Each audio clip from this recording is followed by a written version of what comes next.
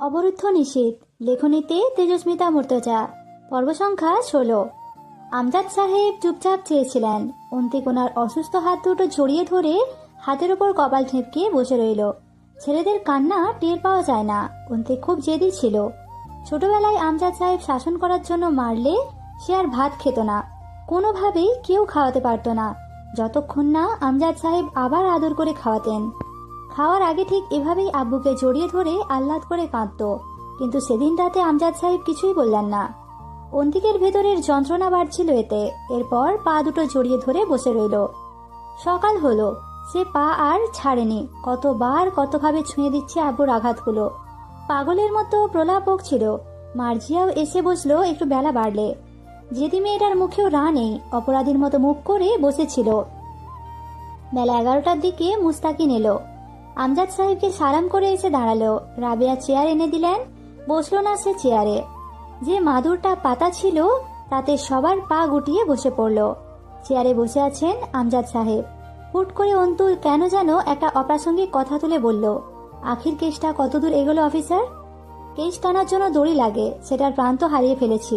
থেমে আছে বলে চলাচলে বন্ধ হয়ে গেছে। আপনি বলেছিলেন ওরা নাকি বাড়ি ছেড়ে চলে গেছে। হ্যাঁ, আমি গিয়ে পাইনি। আপনি গিয়েছিলেন না? আমিও পাইনি। তাহলে জিজ্ঞেস করছেন যে? অন্তু কথা বলল না। তার মুখে পর্দা নেই, শুধু মাথায় ওড়না দেওয়া। অন্তু যতক্ষণ চুপ রইল আর কেউ কথা বলল না। সে নিজেই সময় নিয়ে বলল, এর মাঝে 3 দিন অলরেডি কেটে গেছে, আজ 4র্থ দিন। ওরা এই দুদিনে কোনো মুভমেন্ট দেখায়নি। ব্যাপারটা জটিল। অন্তিক এখনো বাড়িতে, যদিও আমি কিছুই বুঝতে পারছি না। আসলে কিসের জন্য কি হচ্ছে তা ধারণা করতে গেলে মাথায় প্যাঁচ লেগে যাচ্ছে। ওরা এবার বাড়ি চড়ে আসলে পুরো পরিবার শুদ্ধ টুকরো করে কেটে কেটে রেখে যাবে হয়তো। তাই আমি চাচ্ছিলাম থানায় একটা ছোট রিপোর্ট করে সাধারণ সালিসের মাধ্যমে পলাশের কাছে কিছুদিন সময় চেয়ে নিতে, যাতে 20 গ্রামের জমিটা বিক্রির জন্য আর খানিকটা সময় পায়। মুস্তাকিন একটু ভেবে বলল, থানায় এ নিয়ে আলাপ করাটা কতটা ঠিক হবে বলতে পারছি না। পলাশ ব্যাপারটা কেমন ভাবে নেবে জানা নেই। আর খবর পেয়েছি রাজন আজগর দিনাজপুরে নেই। ওদের বিরুদ্ধে, এমনকি কারো বিরুদ্ধেই কোনো অভিযোগ করব না আমি। শুধু অন্তিকের ঋণের বিষয়টা জানাবো এবং পলাশ আজগরের সাথে একটা আলোচনার মাধ্যমে আইনগতভাবে খানিকটা সময় আমরা চেয়ে নিতে চাই।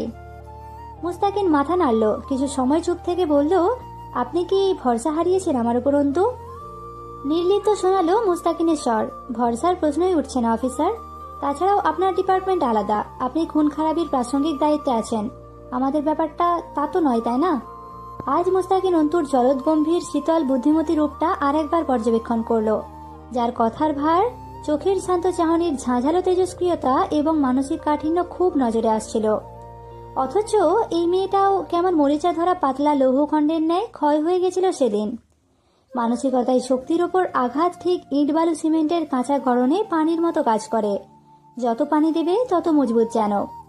অন্তুর পরীক্ষা আছে আজ। সে বের হওয়ার সময় অন্তিক ডাকলো। বহুদিন পর অন্তিক তাকে ডাকলো। অন্তু ভাবান্তরহীন ভাবে ফিরে তাকালো। এই অবস্থায় একা যাবে না, চল আমি সাথে গিয়ে পৌঁছে দিয়ে আসি। অন্তু হেসে ফেলল। ধুর, বেচা গরুর দাঁত ধরে টানছিস কেন? তাতে কি গরু ফিরবে মালিকের কাছে?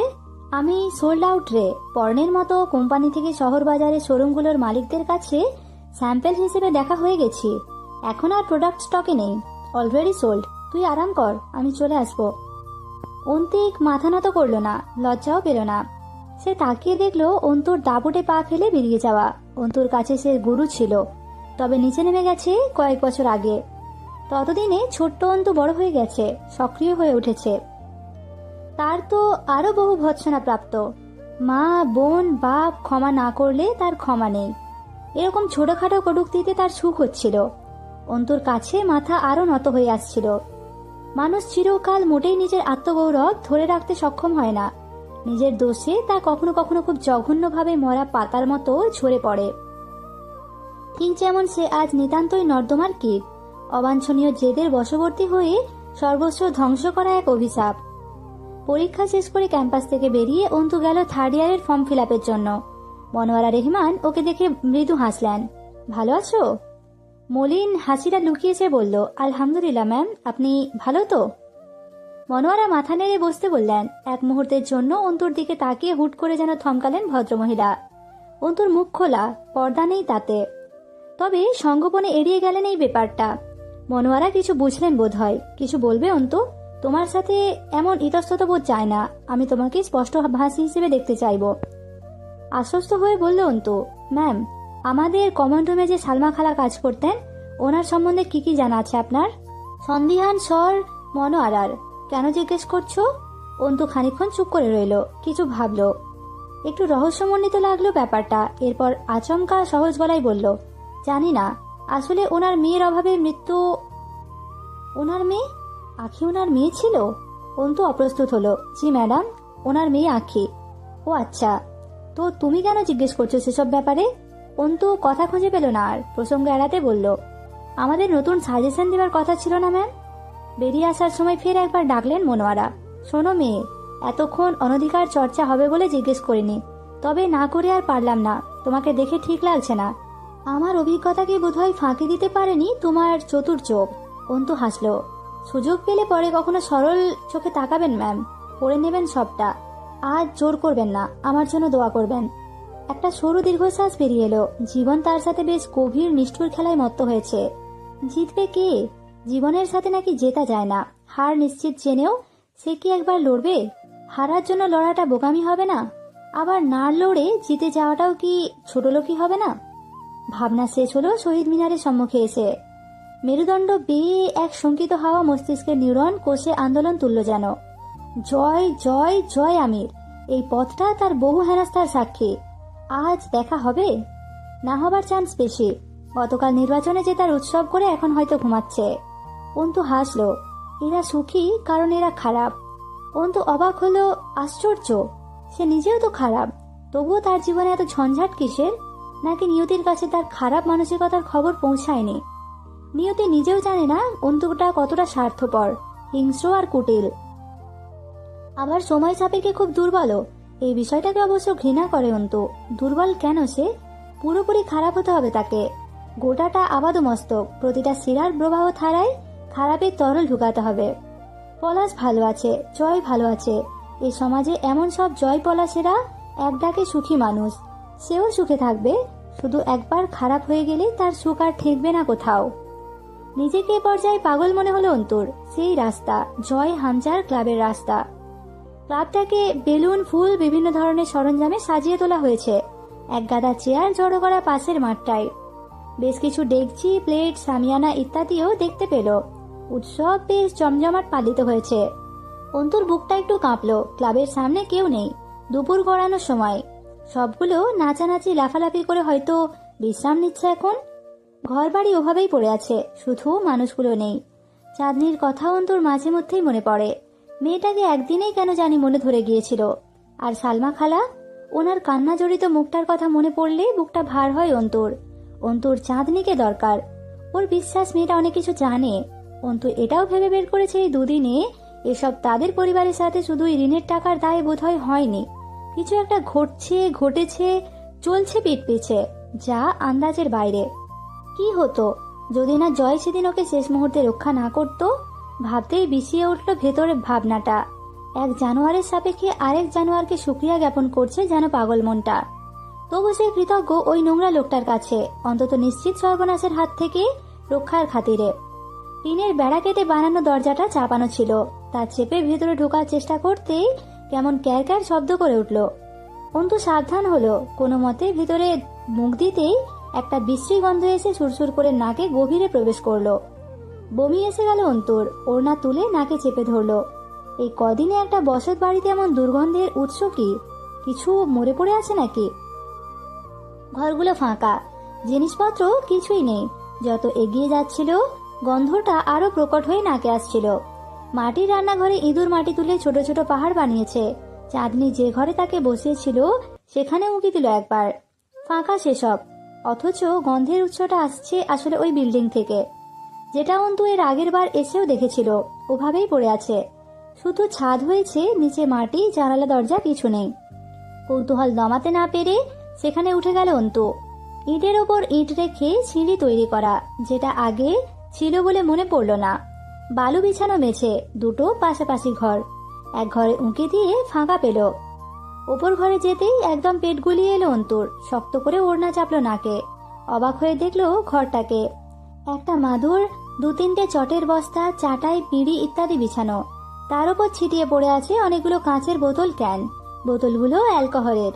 মোড়কের মতো কাগজগুলো ছড়িয়ে আছে পুরো ঘর জুড়ে। তাতে নিশ্চয়ই নেশাদ্রব্য ছিল।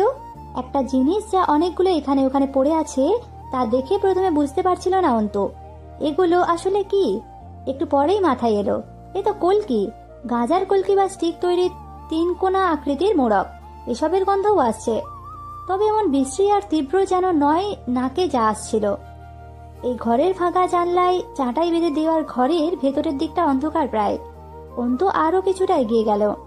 গা গুলিয়ে গেল ওর। পচা মাংসের গন্ধ নাকি খুব বিশ্রী হয়। অন্তুর মনে হচ্ছিল এরকম নোংরা দুর্গন্ধ তার নাকে আগে প্রবেশ করেনি কখনো। সে আরেকটু ঝুঁকলো। বেকারিগুলোতে যে পাতার ওপরে করে বিস্কুট রুটি সেঁকতে দেওয়া হয় তন্দুরিতে, সেই পাতা। তার উপর ঘন শুকনো সাদা লালচের মিশ্রণে কেমন ক্রিম জাতীয় পদার্থ লেপ্টে আছে। সাদা পদার্থগুলো আলাদা হয়ে আছে জায়গায় জায়গায়। অন্তু বুঝতে পারছিল না জিনিসটা আসলে কি। কি লেগে আছে লোহার পাতাগুলোর ওপর। খানিকক্ষণ চেয়ে রইল। কি ধরনের পদার্থ? কোনো ক্রিম অথবা রাসায়নিক দ্রব্য? হুট করে জট খুলল যেন। ঘন অফ হোয়াইট রঙা ক্রিম জাতীয় পদার্থ কি তা বুঝতে পেরে ঘেন্নায় গা ঝাঁকুনি দিয়ে উঠল। পায়ের পাতা শিরশির করে উঠল। পুরুষের বীর্য। অন্তু কয়েক কদম পিছিয়ে এসে কেঁপে উঠল। একটু ধাতস্থ হতেই ভাবনায় গেল, তাহলে এই পদার্থটির সাথে রক্ত কেন? পরে বুঝতে পারল ওখানে পড়ে শুকিয়ে আছে রক্তপুঞ্জ এবং বীর্য। মানবদেহের বজ্র পদার্থের সবচেয়ে ঘৃণ্য ও নোংরা 3টি পদার্থই এখানে পড়ে আছে। অন্তুর শরীরের পশমগুলো তখনও দাঁড়িয়ে আছে। লোমকূপগুলো শিউরে আছে। পেটে মোচড় দিয়ে আসছিল। এখানে কি হয়? মজ্জ আর আসর বসে তা তো দেখে বোঝা গেল না হয়, তবে এগুলো কি? কেন? কি ঘটে এখানে? নাকি সেই বেশি ভাবছে? হতে পারে কারো ক্ষত ড্রেসিং করা হয়েছে এখানে, বদরক্ত ও পুঁজ ফেলা হয়েছে। তাহলে বীর্যের মতো এমন একটা অবাঞ্ছিত পদার্থ এমন একটা জায়গায় খোলা ভাবে? এই পদার্থ কিভাবে এখানে পড়ে থাকার মতো কিছু? কি ধরনের নোংরামি হয় এই পরিত্যক্ত ঘরখানায়? সে যখন বাড়ি থেকে বেরিয়ে এলো আসরের আজান পড়ছিল। হাত ঠান্ডা হয়ে এসেছে। কেমন ঘোর লেগে গেছিল। সাধারণ স্বাভাবিক জীবনটা কবে থেকে যেন এমন উদ্ভট সব পরিস্থিতির সম্মুখীন হওয়ার অভ্যাস করে নিল। এই ভয়টাও ভেতরে কাজ করছিল না যে পাশেই ক্লাব ঘর, কেউ দেখে ফেলবে তাকে। খানিক হেঁটে তবে রাস্তায় উঠতে হয়। বাড়িটার চারপাশে কোনো বসতি নেই। অন্তু ভেবে পাচ্ছিল না এখানে আসলে হয়টা কি। আর বাড়ির লোকগুলোই বা গেল কোথায়? কেউ জোর করে উঠিয়ে দিয়েছে? কারা উঠিয়ে দিয়েছে? ক্লাবের মালিকেরা? পাশের বাড়িতেই ঢুকলো সে দ্বিধা সংকোচ ঠেলে। কথায় কথায় জিজ্ঞেস করলো ওই বাড়ির লোকেরা কোথায় গেছে। ভদ্রমহিলা বললেন হুট করে একদিন আইছিল, পরে আবার চলে গেছে হয়তো। কারো সাথে তেমন সম্বন্ধ ছিল না ওদের যতদিন ছিল এখানে। অন্তর চোখ মুখ কুঁচকে উঠল। মানে হুট করে এসেছিল মানে? সালমা খালা এখানকার বাসিন্দা না? ও মা, তা হবে কেন? কয়েক মাস আগেই তো আইছিল এখানে। অন্তু বুঝতে পারছিল না কিছুই। সালমা খালাকে কমন রুমের আয়া হিসেবে সে অ্যাডমিশন নেওয়ার পর থেকে দেখছে, অর্থাৎ সেই দেখছে প্রায় 2 বছর যাবত। এসেছে আরো আগে। আর জায়গা বিক্রি ওসব ঝামেলা অন্তুর অসহ্য লাগছিল ভাবতে। সামলালো নিজেকে। আচ্ছা বুঝেছি, ওরা কবে গেছে এখান থেকে বলতে পারবেন? আর সোহেল ভাইয়া কি বিদেশ চলে যাওয়ার পরে ওরা গেছে এখান থেকে? মহিলা বিরক্ত হলেন। বললাম তো ওরা কারোর সাথে মিশতো না এদিকে। কেরা বিদেশ গেছে কি দেশে আছে তা কেমনে বলবো? খালি ওই বাড়িতে থাকতো ওরা, এটাই জানি। আর আখির লাশ, মানে লাশ মাটি হবার পরপরই চলে গেছে ওরা নাকি তার আগে? সেসব তো জানি না, খালি জানি এখন আর থাকে না ওরা। মহিলা ক্যাটক্যাট করে উঠল। অন্তর ইচ্ছে করছিল নিজের মাথার উপর রাস্তার একটা ভাঙা ইট তুলে ধারাম করে বাড়ি মারতে। মাথাটা জং ধরে আসছে। তার মানে কি আখির লাশ আসেইনি বাড়িতে? মুস্তাকিন বলেছিল এসেছে। তাহলে নিশ্চয়ই এসেছে। হয়তো পরিবারের কারো কাছে পৌঁছেছে। তবে পরিবারটা এখান থেকে যেখানে উঠে গেছে সেখানে। তাহলে নিশ্চয়ই পুলিশ ফোর্স জানে চাঁদনির ঠিকানা। অন্তর মাথায় আর একটা প্যাঁচ খুলে গেল। নিশ্চয়ই জমি জমার ক্যাচাল মিটমাট হয়ে গেছে। আর চাঁদনি বলেছিল ওরা এখানে আর থাকবে না। জমি ফেরত পেলেও তারা অন্যত্র চলে যাবে এই এলাকা ছেড়ে। আর এমন অবস্থায় যে কেউই তাই করত। এত বড় দাম চুকানোর পর কে এই জাহান্নামে পড়ে থাকে? অন্তর খেয়াল এলো সালমা খালাকেও আর ভার্সিটিতে দেখা যায় না, কিন্তু কবে থেকে তা ঠিক মনে করতে পারছিল না। অর্থাৎ সে ভেতরে যেসব দেখলো সব এই জায়গায় নতুন মালিকের কারসাজি।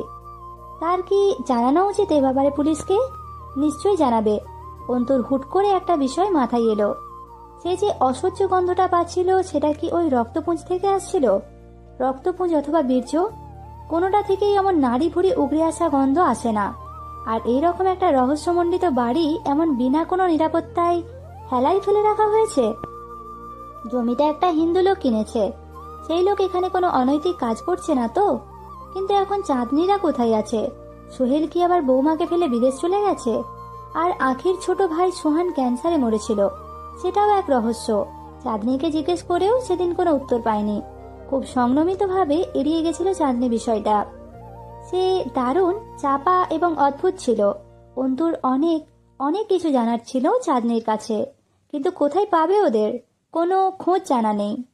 থানার গোলঘরে পলাশ যখন ঢুকছিল, অস্বাভাবিকভাবে অন্তুর গাটা ঝাঁকুনি দিয়ে উঠেছিল। শীতের মৌসুম, তবে গা ঘেমে উঠছিল। পলাশের ঠোঁটের ওই মিচকে হাসি, জলজলে চোখ দুটো তীরের ফলার মতো নাকের পাটা, ধারালো অস্ত্রের মতো বিদীর্ণকারী। এসব সময় নারী মনকে অন্তু ঘেন্না করে। ভয়ে জড়িয়ে যাওয়া মানসিকতা। বারবার পলাশের সেই ছোঁয়াগুলো শরীর ছুঁয়ে যাচ্ছিল। অন্তু মনে মনে কৃতজ্ঞ জয় আমিরের ওপর। পলাশ খুব শান্ত এবং ঠান্ডা একটা মানুষ।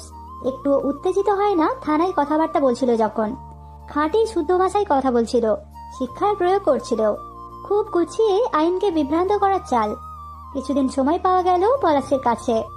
ব্যাপারটা এমন প্রমাণিত হলো অন্তুদের পরিবার ঋণ খেলাপি করেছে, আর পলাশ নিতান্তই উদার। সে লিখিত সময় পেরিয়ে যাওয়ার পরেও সময় দিচ্ছে। বেরিয়ে যাওয়ার সময় চট করে এক পলক অন্তুর দিকে তাকিয়েছিল পলাশ। এই সময়টুকুর মাঝে পলাশের ঠোঁট হেসেছে, খুব সূক্ষ্ম এক হাসি। এই হাসিটাই জয়ের ঠোঁটের কোণে বহুবার লক্ষ্য করেছে সে। পলাশের চোখ যেন বহুদিন ধরে খুঁজছে অন্তুকে। অন্তিক পাশে পাশেই ছিল, মুস্তাকিন আগে আগে হাঁটছিল। থানার সদর ঘরে বসে অন্তিক বলল, আব্বু এখন মোটামুটি সুস্থ মুস্তাকিন। তোমার সময় থাকলে আমরা কালই রওনা হব কুড়িগ্রাম। দেরি করার সাহস পাচ্ছি না। আমার সময় হবে, কালই যাই এক দফা। এমন নয় যে একদিন একবেলা গেলেই কাজ হাসিল হয়ে যাবে। দু একদিন ঘোরাঘুরি লাগতে পারে। পকেট থেকে সিগারেটের প্যাকেট বের করতে আজ আর ইতস্তত বোধ করলো না সে। অন্তুর দিকে প্যাকেট ইশারা করে বলল, ক্যানাই। অন্তু সামান্য মাথা নাড়িয়ে অন্যদিকে ফিরল। সিগারেটে টান দিয়ে মুস্তাকিন বলল, অন্তুকে একা রেখে যাবেন? হ্যাঁ, একাই থাকতে হবে। ওর ভাবিকে গতকাল ওই বাড়িতে রেখে এসেছি। এখানে যেসব চলছে এর মধ্যে অসুস্থ শরীরে আরো কষ্ট পেত। অন্তু অনেকক্ষণ ধরে কিছু বলতে চাচ্ছিল। মুস্তাকিন তা বুঝে কিছু বলবেন? আখিদের ওই বাড়িতে যা দেখেছে অন্তু তা আপাতত চেপে গেল। শুধু বলল, চাঁদনির মানে ওই ভিকটিম মেয়েটার ভাবি এবং মা এখন কোথায় থাকে সেটা জানেন নিশ্চয়ই। বডি পাঠিয়েছিলেন, আমি দেখা করতে চাই ওদের সাথে। মুস্তাকিন কিছুক্ষণ চেয়ে রইল অন্তুর দিকে, পরে বলল, আমি পাঠাইনি বডি, থানা থেকে পাঠানো হয়েছিল। আমাদের ডিপার্টমেন্ট ভিকটিম বডি নিয়ে বিশেষ কাজ করে না, আমি জেনে আপনাকে জানাবো। তাছাড়া জরুরি নয় এই সময় ওদের সাথে দেখা করা। মুস্তাকিন চলে গেল। থানার সদর ঘর ফাঁকা তখন। অন্তু উঠে এগিয়ে যেতে অন্তিক ডাকলো, অন্তু, মুখে ওড়না চেপে বাইরে বের হ। অন্তিকের কণ্ঠস্বর রুষ্ট। মুস্তাকিনের অভাবে তাকিয়ে থাকা সহ্য করতে পারেনি সে। তবুও খুব কষ্টে ঝুঁকছিল। অন্তু পেছন ফিরল না, সামনে এগিয়ে যেতে যেতে বলল, যাওয়ার সময় যেভাবে এসেছি ওভাবেই যাব। একটা ভুল করেছি জীবনে, তার জন্য তুই মূল্য চুকিয়েছিস মানছি। তাই বলে এতটাও বোধহয় অপদার্থ পুরুষ হয়ে যায়নি যে বোনকে রাস্তায় প্রদর্শন করাতে করাতে নিয়ে যাব। আসার সময় সাথে ছিলাম না আমি, তখন কারটা মাফ। এখন আছি, মুখ ঢেকে ফেল, নয়তো তোকে থাপ্পড় মারার অধিকার হারাইনি আমি আমার এক ভুলের মাধ্যমে। আমার ভুলের জন্য তোকে যা পোহাতে হয়েছে তার বদলে যে কোনো সাজা দে, চলবে। তাই বলে আমি তোকে তোর বেপরদার ব্যাপারে শাসন করতে পারবো না, এমনটা মোটেও নয়। বহুদিন পর অন্তিক পুরনো অন্তিকের মতো কথা বলল। অন্তু তাতে ফিরে তাকিয়ে তাচ্ছিল্য করে হেসে বলল, অনিচ্ছাকৃত পাপেরই যদি এত বড় মূল্য চোকাতে হয়, তাহলে না জানি ইচ্ছাকৃত পাপ করলে কতটা মূল্য দিতে হবে। ইচ্ছাকৃত পাপ করবো না আমি কখনো, করলেই বাকি। আর কিছু হারানোর নেই, এখন যা হারাবে তার গায়ে লাগবে না, করতে পারিস। অন্তিক কেমন করে হেসে উঠল। তোর কথায় এত ধার কেন রে? এই ধার কাজে লাগে না সময় মতো, অযথা রে। অন্তু মুখটা ঢেকে ফেলল। তুই আমাকে ঘৃণা করতেই পারিস, তাতে আমি আমার কর্তব্য পালনে দ্বিধাবোধ করতে পারি না। এই জয়ারুতের চেয়ে বেশি নিকৃষ্ট। তা স্বীকার করতে তুই ভয় পেতেই পারিস, তাতে আমি তোকে ঘৃণা করতে একটু দ্বিধাবোধ করব না। অন্তু বেপরোয়া পায়ে হেঁটে এগিয়ে যায়। অন্তিক দ্রুত এগিয়ে গিয়ে পা মেলালো। তখন অন্তুর মুখটা ওড়নায় আবৃত। অন্তিক প্রশান্তিতে মুচকি হাসলো। ছোটবেলা থেকে অন্তু কঠোর এক ব্যক্তিত্বের মুখোশে নিজেকে আবৃত করে রেখে বেড়ে উঠেছে। বয়সের চেয়ে ব্যক্তিত্বের ওজন ভারী লাগে। অনুশোচনাটুকু গিলে ফেললো অন্তিক। অন্তু রাস্তা পার হতে শেখেনি। আবুর হাত ধরে পার হওয়ার সুযোগ হাতছাড়া করতে চায় না সে। অন্তিক সেদিন আলতো করে বোনের হাতটা চেপে ধরলো। রাস্তা পার হতে হতে ধীর আওয়াজে বলল, আমাকে ক্ষমা করার ইচ্ছা আছে তোর অন্তু? আমি পুরো জীবন অপেক্ষা করব, মাসুলে দেবো সব রকমের। তোকে ঘেন্না কাটাতেও বলবো না আমার উপর থেকে। শুধু মুখ ফিরিয়ে তাকাস না। ক্লাব ঘরে একটা আয়োজন করা হয়েছে। হামজা খুব শীঘ্রই পৌরসভার মেয়র পদে অধিষ্ঠিত হবে। জয় আর কবির মিলে বিরিয়ানি রান্না করছে। জয় ভালো বিরিয়ানি রাঁধতে জানে। ছেলেদের খাওয়াতেও হয় প্রায়। মাঝহারের হাতে গুলি খাওয়ার লতিফকে হামজা লম্বা এক ছুটি দিয়েছিল। অসুস্থ শরীর, তার উপর পরিবার থেকে এ অবস্থায় সাই থাকে না আবারও সেই প্রাণঘাতী কাজে পুনরায় যোগ দেওয়াতে। হামজা তার পরিবারের খরচা বহুদিন চালিয়েছে। সম্পূর্ণ চিকিৎসা নিজের টাকাই করিয়েছে। এখন বেশ সুস্থ সে, বলা চলে পুরোপুরি ঠিকঠাক। দলের ছেলেদের ওপর হামজার অবদান অপরিসীম। লতিফ খেতে খেতে বলল, এত ভালো রান্না কই থেকে শিখেছ জয়? মনে হচ্ছে বাড়ির মহিলাদের হাতের বিরিয়ানি খাচ্ছে। হামজা বসেছে সোফায়। জয় শুয়েছে টান হয়ে হামজার কোলে মাথা রেখে। পা দুটো তুলে রেখেছে সেন্টার টেবিলের ওপর। ভিডিও গেম খেলছে ফোনে। জয় খুব দুঃখিত স্বরে বলল, জীবনে বেশি বেশি চিল মারতে চাইয়া আর এসবের বান্দরের পাল খাওয়াইতে পিকনিক এত করছি, রান্নার হাত গ্রীষ্মকালীন আমের মতো পাকা ভাই। খান খান, খালি একটু দোয়া কইলেন আমার জন্য, যাতে খুব তাড়াতাড়ি বিয়ে হয়ে যায় একটা। একা রাত কাটতে চায় না, খুব দুঃখে আছি, আর্জেন্ট বউ দরকার। সকলে হেসে উঠল। জয় ফোনে চোখ রেখে হঠাৎই আনমনা হয়ে বলল, আরমিন আবার আসছিল এই বাড়িতে। আচ্ছা, ওই ছেলের জীবনে দুঃখের কি খুব অভাব? দড়ি ছিঁড়ে মারা খেতে চারদিক জেঁচে পড়ে ঘুরে বেড়ায় কোন দুঃখ জোগাড় করতে? হামজা জিজ্ঞেস করলো, ও ওখানে কেন গেছিল? জয় হাসলো। হুমায়ুন আহমেদের উপন্যাসে পড়ছিলাম, সুন্দরী চেংড়িরা বোকা হয়। আসলে ওই শালি একটু বেশি সুন্দরী তো, মাথায় মাল কম, ছেঁড়ির ধান পড়ে চুলকায়। ওই শালি পানি ঢালে পাছায়। তাইলে কি হইল? না জানি কি সব দৃশ্য দেখা আসছে। কোয়েলচের ওজন কতখানি হইলে এত কিছুর পরেও থামেনি। এ তোরাকে ওই ছেঁড়িতে যাইয়া কইয়া আসবি? ওর সাথে সামনে কি কি হইতে পারে? তুই নিজে দেখেছিস ওকে?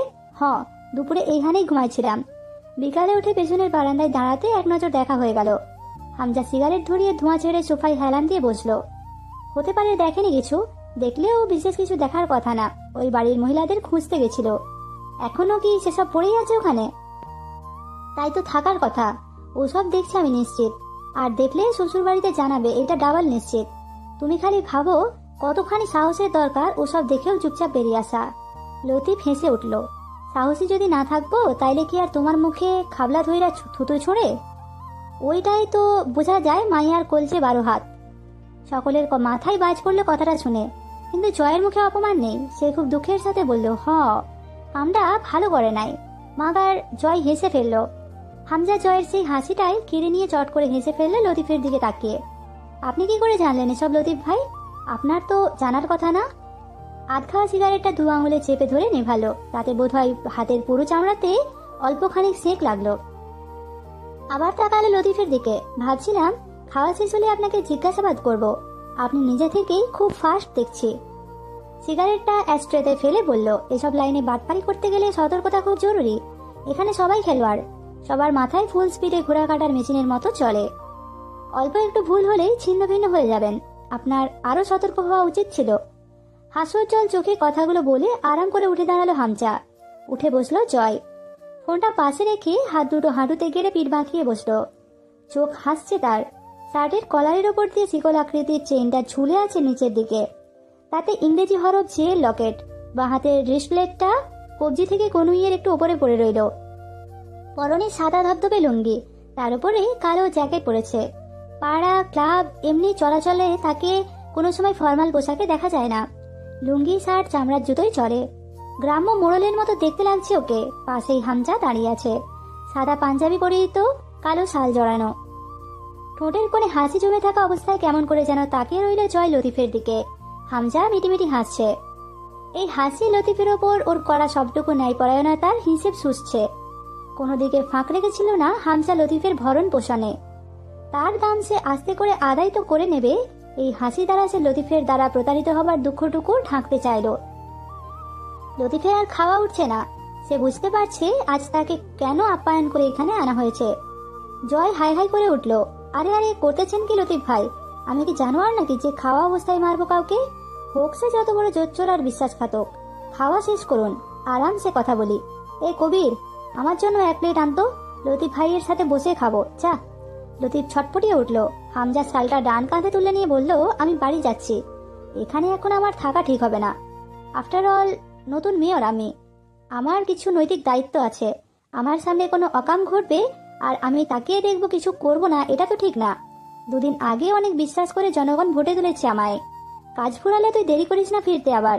আজ রাতে দাবা খেলবো তুই আর আমি, অনেকদিন খেলা হয়নি। হামজা হেলে তুলে বেরিয়ে যায়। জয় আরাম করে বসে কপা বিরিয়ানি খেতে বসলো। বিশাল বিশাল হাতে লোকমা, বিশাল। তার খাওয়ার ধরন ভালো না। ভদ্রলোকেরা দেখলে এক শব্দে বলবে অসভ্য জঙ্গলিদের মতো করে খায় জয়। কপ কপ করে 1 প্লেট বিরিয়ানি খুব রুচির সাথে মনোযোগ দিয়ে খেয়ে ঠান্ডার রাতে ঠান্ডা ঠান্ডা বোতল নিয়ে বসলো। লতিফ কাকুতি ভরা চোখে বসে আছে। হাত ধুয়ে জয় লতিফের পেটটাকে ইশারা করে বলল, যা রেখে আয়। লতিফ ভাই আর খাবে না। ভাই হাত ধুয়ে নেন, আমার প্লেটেই ধুয়ে ফেলেন।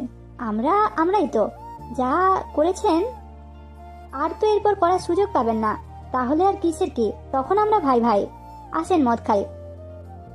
জোর করে মদ পান করালো লতিফকে। নাক মুখ দিয়ে উঠে এলো তা।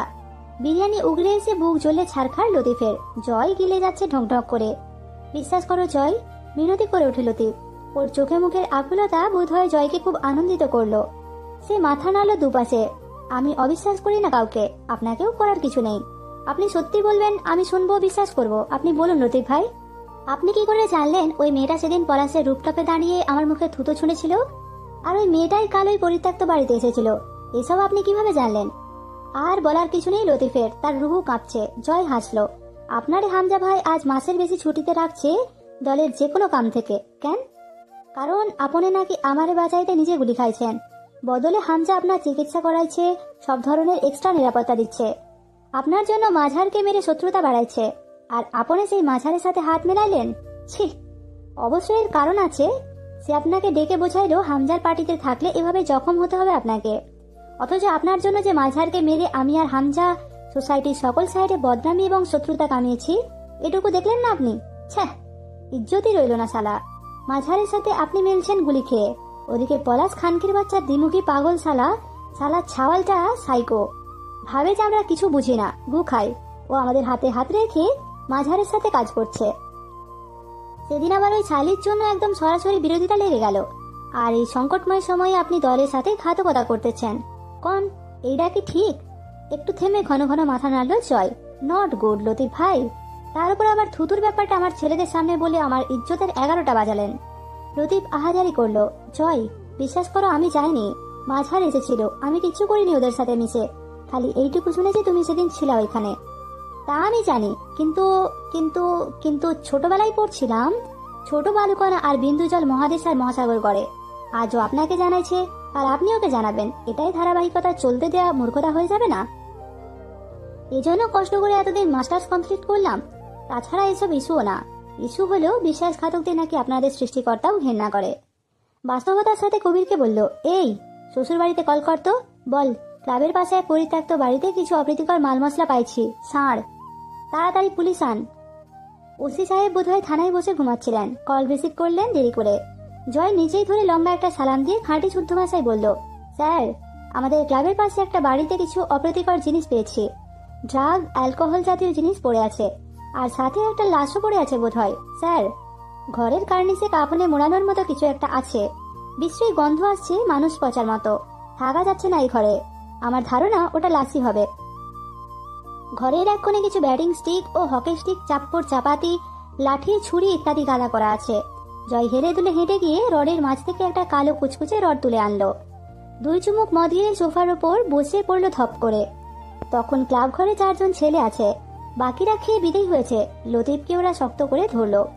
টেবিলের ওপর রাখা টিস্যু বক্স থেকে অনেকটা টিস্যু তুলে মুড়িয়ে যতটা যাবে না তার চেয়ে বেশিটা টিস্যু লতিফের মুখে গুঁজে দিল জয়। লতিফের চোখে পানি, চোখ দুটো বারবার অনুরোধ করছে ক্ষমা করে দিতে। জয়ের খুব সুখ লাগছে। ভিকটিমের চোখে ভয় না দেখলে অত্যাচার করে মজা নেই। শরীরের সর্বশক্তি দিয়ে হাতের রডটা দিয়ে লতিফের হাঁটুর ঠিক অস্থিসন্ধির ওপর আঘাত করলো। গুংড়ে উঠল লতিফ, অথচ আওয়াজ এলো না বাইরে। হাঁটু ভেঙে বসে পড়লো, ছটফট করে উঠলো মেঝেতে।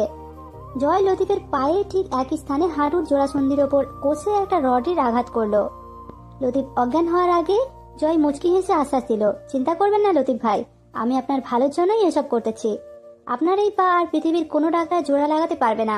আপনি হেঁটে হেঁটে এর কাছ থেকে ওর কাছে বিশ্বাসঘাতকতা এবং অকৃতজ্ঞতার মতো পাপ করতে যেতে পারবেন না। আর আমরা তো নষ্ট মানুষ, পাপ নিয়েই বেঁচে আছি, কিন্তু এই যে আপনি আর পাপ করার সুযোগ পাবেন না, এই ব্যবস্থাটা করে আমি আজ একটা ভালো কাজ করলাম।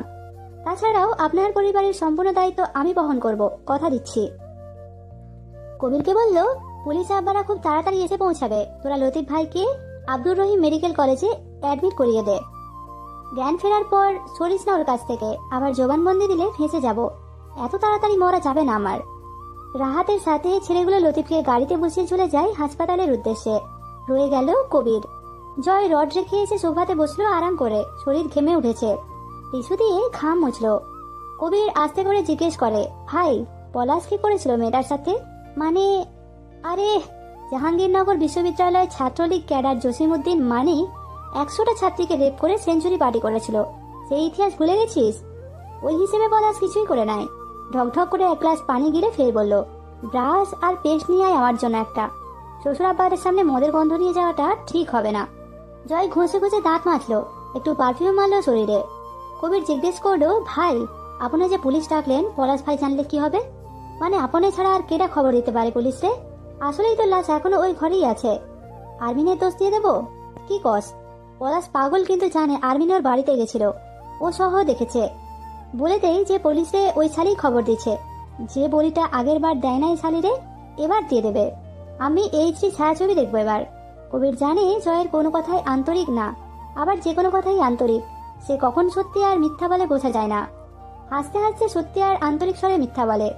যে জিজ্ঞেস করলো, সত্যি ভাই না মিথ্যা? বিশ্বাস করলো কবির, কারণ জয় যে কোনো পরিস্থিতিতে রসিকতা করে ঠিকই, তবে মিথ্যা কথা বলে না। কিছুক্ষণ চুপ থেকে হুট করে কিছু মনে পড়েছে, এমন ব্যস্ত হয়ে বলল, ভাই ওই বাড়ির জমিন তো আপনাদের নামে এখন, তাই না?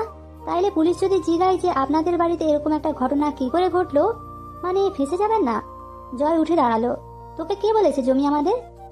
না মানে ওই যে শুনছিলাম আপনারা নাকি বিচার টিচার করলেন, আমি ভাবছি জমি আপনারা দখল করেছেন শেষমেশ। জয় গা দুলিয়ে বাচ্চাদের মতো হাসলো, রাজনীতি বুঝিস না রে পাগলা, জমি পলাশের, আজীবন ওই জমি পলাশের। কে জানি টাকা ধার নিছিল, তাইলে ওই মহিলারা থাকতো বেনিফিট পলাশ এবং আমাদের সমান। কে জানি টাকা ধার নিছিল, শোধ করতে পারে নাই, তার বউ আর জমিটা ওর হয়ে গেছে, তাইলে ওর মহিলারা থাকতো যে। ওসব গল্প বানানো হয়েছিল। এইখানে বেনিফিট পলাশ আর আমাদের সমান। পলাশ তার জমি ফাঁকা করে ফেলে সামাজিক উপায়ে, খুব চুক্তিযুক্ত ভাবে। আবার কেউ জানলেও না জমিটা পলাশের, আর আমি আর হামজা ভাই হিরো হয়ে গেলাম সেই সুবিচারগুলোর মাধ্যমে। লোকে ভালোবেসে ভোট দিল সাহেবকে। এভাবে চলতে থাকলে সামনের সংসদ নির্বাচনে একটা আসন আমাদের।